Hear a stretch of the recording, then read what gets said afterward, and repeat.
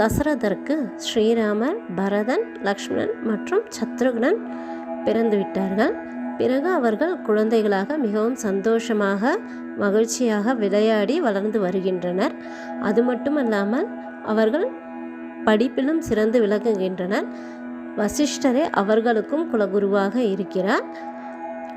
இந்த குழந்தைகள் நால்வரும் மிகுந்த அன்புடனும் பாசத்துடனும் ஒற்றுமையாக இருக்கிறார்கள். ஏனென்றால் அவர்களுக்குள் சண்டையே வராது. அதை கூறுவது என்னவென்றால், ஸ்ரீராமர் நாராயணனாகவும் ஆதிசேஷனே லக்ஷ்மணனாகவும் பிறந்திருக்கிறார்கள்.